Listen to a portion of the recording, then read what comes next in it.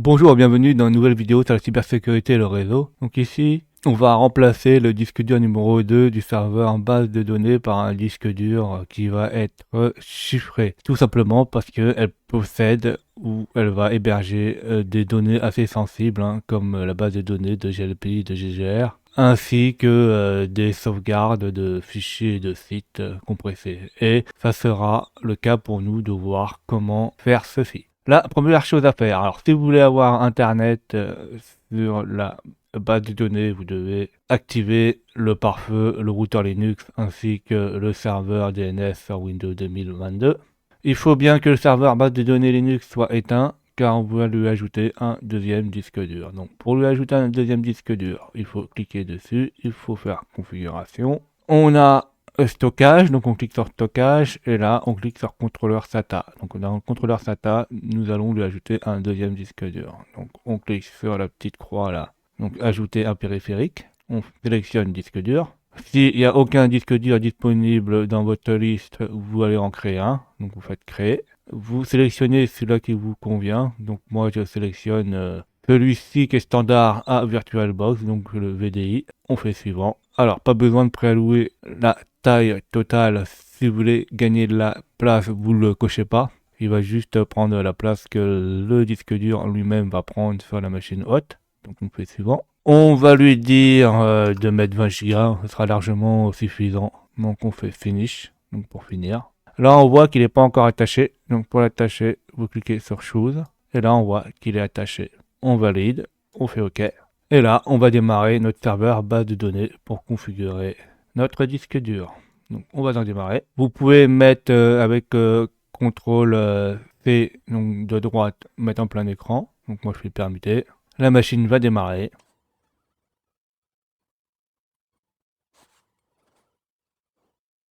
Alors là, on se connecte. Une fois qu'on est connecté, on regarde comment s'appelle notre disque dur qui est disponible, donc le deuxième. Donc on fait un lsblk pour lister les blocs, donc les devices, les périphériques. Donc on voit qu'on a un périphérique qui n'est pas encore partitionné, qui s'appelle SDB et qui fait 20 Go. Donc c'est bien celui-ci. Alors là, on va créer une partition dessus. Donc on va faire ça avec fdisk.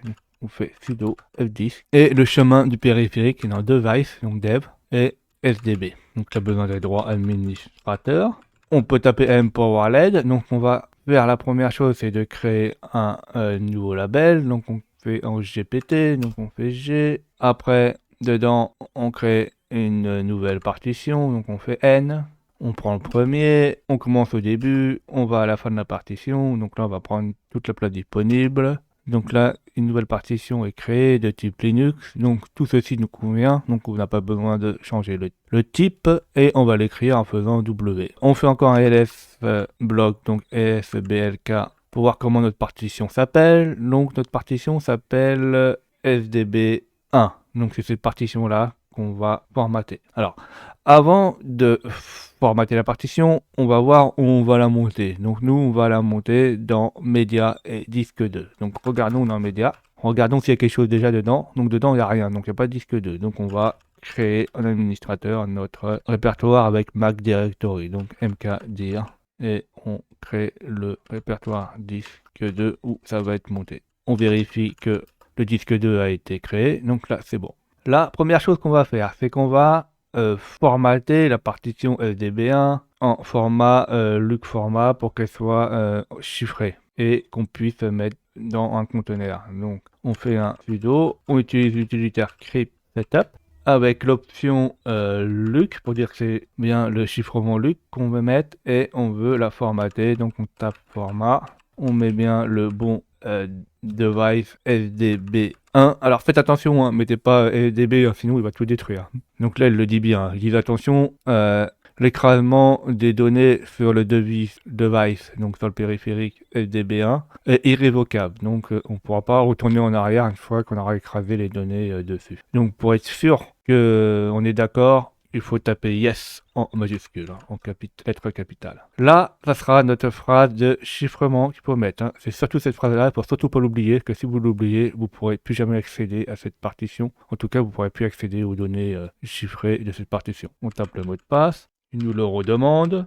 Une fois que les deux sont bons, il commence à chiffrer notre partition. Et là, notre partition, elle est juste chiffrée, mais elle possède ni de conteneur où on pourra la formater avec notre propre système de fichiers. Donc la première chose, c'est de créer un conteneur et de l'ouvrir. Donc pour le créer un conteneur, il faut faire un sudo script, donc setup. On fait toujours le chiffrement Luc, on fait open. Donc là, on va bien aller sur la bonne partition qui est sdb1 et nous allons créer le conteneur qui s'appelle data. Donc le conteneur, vous pouvez l'appeler comme vous voulez. Là, il nous demande notre mot de passe qu'on a tapé précédemment. Donc c'est bon. Et là, normalement, il a créé un nouveau device qui est mappé. Donc ça, pour le voir, on peut faire un sudo fdisk-l comme la liste. Et là, on voit que on a un device qui s'appelle device mappé data et qui fait à peu près la taille de notre disque qu'on a fait. Donc là, cette partition, elle existe comme une partition normale, donc le conteneur, mais elle n'est pas encore formatée pour avoir notre propre fichier. Donc on va la formater pour contenir des fichiers en type extension 4, donc est4. Donc ça, on fait juste un formatage normal. On fait juste un sudo mac, donc mk, file system, donc en extension 4, donc version 4, x4. Et là, il faut bien pas se planter de partition. Faites surtout pas device FDB1, ça va tout casser. Donc faites bien mapper data. On fait entrer. Normalement, là, il vous la formate. Alors, suivant la taille et le type de votre périphérique de stockage, si c'est un disque dur normal, un SSD ou un NVMe ou tout autre, ça peut être plus ou moins long.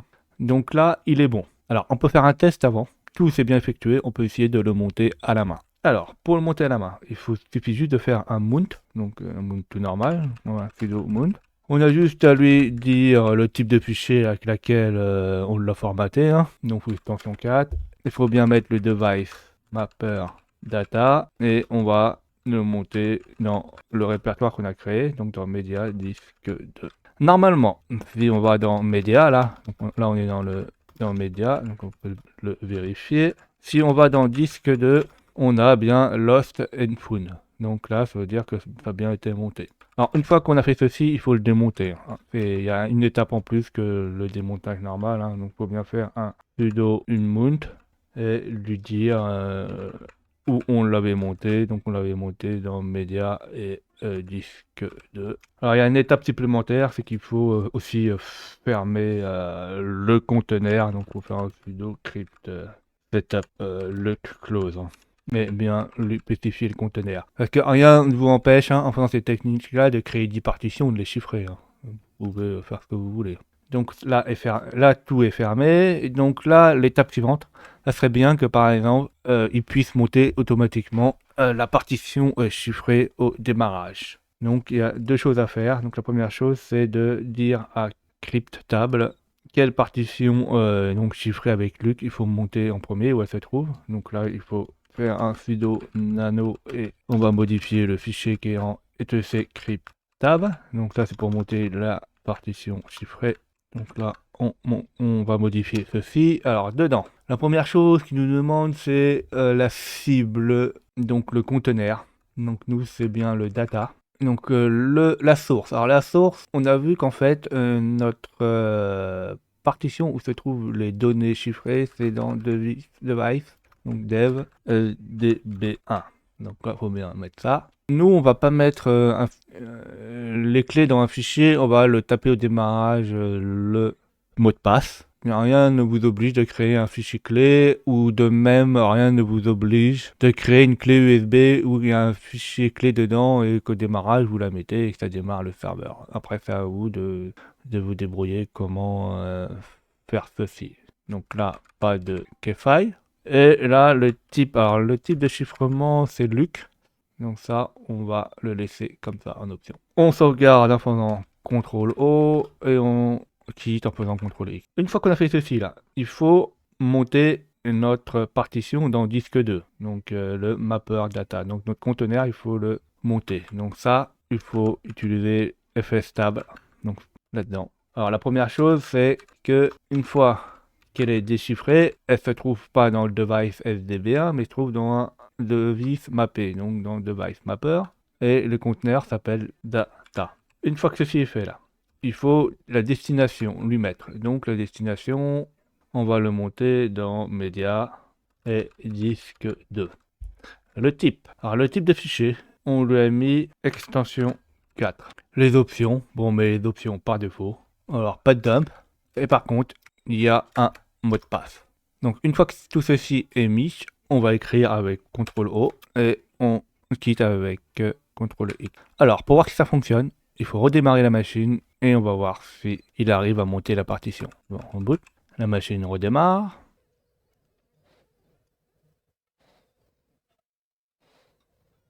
Donc là, il nous demande le mot de passe. Il faut bien mettre le mot de passe pour déchiffrer notre partition. Là, c'est bon. Donc on met le login. On se connecte. Alors, on vérifie que c'est monté en faisant mount. Donc là, on voit bien que on a un device mapper data qui est bien monté sur Media Disk type 2. Donc là, on voit bien que ça a été monté. Donc, on peut vérifier en faisant un lsblk que, en fait, on voit que notre partition SDB, c'est un disque dur normal. Le SDB1, c'est une partition normale. Et on voit bien que data, là, il a marqué crypt. Donc c'est bien une partition qui a été chiffrée et qui est montée sur Media Disk 2. Et que c'est pas une autre partition non chiffrée. On peut regarder dans ls media disk 2. Et là, on voit bien que là-dedans, on a lost unfound. Et la partition, là, elle sera pas lisible en clair tant que vous n'avez pas mis le mot de passe et quand l'ordinateur sera en repos. J'espère que vous avez appris des choses intéressantes au niveau du chiffrement du disque dur. N'hésitez pas à mettre des commentaires pour que j'ai des retours. Mettez des pouces bleus, abonnez-vous et surtout, cliquez sur la cloche de notification pour être au courant des nouvelles vidéos.